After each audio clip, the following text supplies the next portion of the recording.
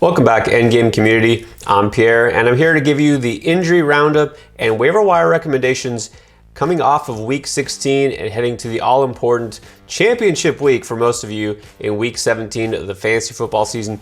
So let's start with the big headline, and that is James Robinson, a guy who a lot of people, myself included, thought was a smash spot this week. Going to be a top 3 running back going against the Jets, and any running back against the Jets, you know, has got to go off, except he couldn't because James Robinson left early in the game on a non-contact injury, and it didn't take very long before the absolute worst was confirmed. James Robinson tore his Achilles, so he's gone for the rest of this season and probably at least the early portion of next season. It was Dare Ogunbowale who replaced him in this game, and he did okay for himself, 57 yards on the ground with a touchdown, but it's a bad matchup next week going on the road to New England, and we don't know what kind of committee might form here in Jacksonville. I would recommend looking elsewhere if you have to replace J-Rob in your championship game, which is as tough as it sounds. All right, another high-profile running back who is in a great spot to succeed. He did get a touchdown, but then Clyde Edwards-Helaire quickly ruled out. He suffered an injury too, I believe in the second quarter. It was a collarbone injury. After the game, talking about it as more of a shoulder area injury. We're not sure exactly. We'll figure out the full extent later on in the week. But we do know that his status for next week is up in the air right now. Now, we do know we're going to see a lot more of Darrell Williams if Edwards-Helaire cannot go. A deeper name if you're in a really deep league, or if you're just looking for a running back to stash in case the worst happens, which happened to a lot of teams this week. Derek Gore, he's also a guy who has scored some touchdowns, will get some run in that offense. Anybody is viable. So I wouldn't recommend going out to pick him up necessarily, but somebody that, again, if you have some room, then you might consider stashing. All right, next on the running back list is Miles Sanders. Again, a guy we thought might have a big game going against the Giants. Looked good early, but unfortunately another injury, this time different one. You know, he had been battling that ankle injury the last couple of weeks. Well, this time he has a hand injury, and what they're saying is it might be a fracture. So there's the possibility his season is going to be over. Again, we'll find out more. So Miles Sanders, there's a good chance you'll be without him in Week 17. Now, we know what Philadelphia is going to do. They're going to use a committee, as they have been doing, but Jordan Howard will be the first to step up. He actually left early as well. They called it a stinger, so it doesn't seem like he's in danger of missing time, but you never know because he's also been banged up this season. So I would just say have Jordan Howard ready as a waiver wire add. He could be a guy who is the lead back in this offense. Boston Scott, we saw, score a touchdown. He also is going to get some run. Maybe they're going to mix in Kenny Gainwell as well, but I would say Howard is the number one priority if you're going to look to replace Miles Sanders, which it seems very likely you'll have to do. All right, then one more running back to get out of the way, Darrell Henderson for the Rams. Look, it appears that he was losing this job anyways, as Sony Michel was just looking great. Still looked great again in Week 16, had another big game, over 120 yards on the ground and a touchdown. Darrell Henderson, even if he wanted to, now he can't do anything to try to get his job back because he also is injured. This is being termed a knee injury. They're thinking maybe it's an MCL sprain, so nothing serious, but definitely could keep him out of next week. So it doesn't really matter, I don't think, his status. This is clearly Michel's backfield, so Darrell Henderson should be dropped everywhere at this point. So there is no replacement in this backfield. It's all Michel. If you want to look for another running back, look for the guys I talked about already, like Jordan Howard. All right, now on the receiver front, Adam Thielen missed a couple of weeks with an ankle, and it was a short return for him. He left, unfortunately, couldn't do a whole lot in this matchup, and it seems like he might also be out for the rest of the season. Now, we don't know officially from the team, and Coach Zimmer didn't give any details after the game because he seemed like he really didn't know, but we're hearing some people on the Twitter machine, some doctors, at least they say they're doctors, tell us that it seems like he might miss 1 to 3 weeks. Again, take that with a grain of salt, not official from the team.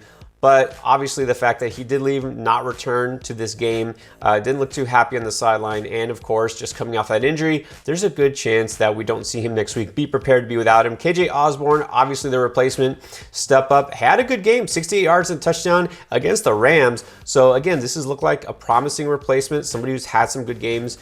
So Osborne, the logical guy to replace Thielen, if that's someone that you were counting on. And then the last major name I want to talk about, I don't know that you would call this an injury, but as we know, COVID has started to run rampant throughout the NFL. A lot of teams significantly impacted, but there are some players that you'll see now are missing multiple games not because of the effects, but because of their vaccination status. So Mike Williams, you know, was in a smash spot against Houston. He was out because of the fact that he was diagnosed late in the week. That means that the extension of his 10-day wait period, he is not going to be able to return in time for week 17. So you can go ahead and drop Mike Williams if your league doesn't play all the way till week 18, which it shouldn't. And that goes for a couple other guys too, which leads me to my waiver wire recommendations. So let's start with Isaiah McKenzie. Guy for Buffalo, the slot receiver that you might not even heard of. He barely plays. He's more of a special team guy, but he played a lot in this game against New England. Why? Well, Cole Beasley and Gabriel Davis, who we told you about last week, both those guys are out because of COVID, and we have found out they are not vaccinated. They're not going to be eligible to return for next week either. So what happened? Isaiah McKenzie, he outproduced Stephon Diggs on the day against New England. Again, one of the top pass defenses in the league. 11 catches, 125 yards, and a touchdown. Can we see him do it again? Absolutely, because it's the same situation. Those guys are going to be missing. This is a pass-first offense, and the matchup is even going to be so much better. Going against Atlanta, we've seen so many offenses feast against Atlanta. We don't want to go crazy and think that he's going to do better than this week. I don't know if that's possible. But again, it's just so hard not to go out and pick him up and put him in your lineup. I mean, it depends on who your other options are, but McKenzie's going to be a very popular pickup this week, and I have to recommend him too. Now, a guy who's coming off the COVID list, but also coming off IR because of an injury you might have forgot or written off, Elijah Moore, great rookie for the Jets. Some people thought he might not return this season. Well, he is set to return and could play in week 17. He was dropped in a lot of leagues. His ownership now, at least in Yahoo, is closer to 50%. And there's a lot of teams, competitive teams, need that roster space. And so they ditched him if they couldn't stash him on IR because there's so many injured players. If Elijah Moore is available in your league, go out and make him your #1 claim this week. Absolutely a monster. This is a guy in the past 5 games played where he finally got a snap share over 60%. He was averaging 5.6 receptions, 78.4 yards a game, and a touchdown per game. He was a scoring machine, yes, even on the Jets. He was managing a way to score touchdowns every game, and so you absolutely want him in your lineup. Go ahead and make a claim for him if it's possible. And then my last, final waiver wire recommendation, handcuffs. That's right, you've heard all season long, we talked about the importance of having those high-end running backs to stash. This year, more than ever, it has been such a priority. And you see what happened if you played smart and stashed a guy like Justin Jackson to back up Austin Eckler. He could have won you your week with his performance this week when Eckler was out unexpectedly. So I would say right now, if you have the space or if there's a guy that you know you're not going to start next week and you don't need, you ditch him. You have an extra defense or a quarterback or a kicker. Why? Ditch them and you get a guy like Nyheim Hines, a guy like Justin Jackson, Khalil Herbert. These guys who don't really have standalone value, maybe even a Peyton Barber.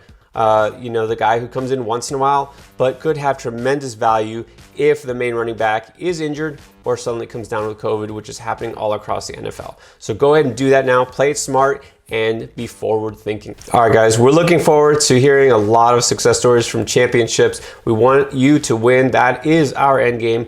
Go ahead and let us know how you're doing. And if you have specific questions on start and sit, join us, of course, on Saturday when we do our live show and answer your questions. We want to help you win. All right, guys, thanks for watching and good luck.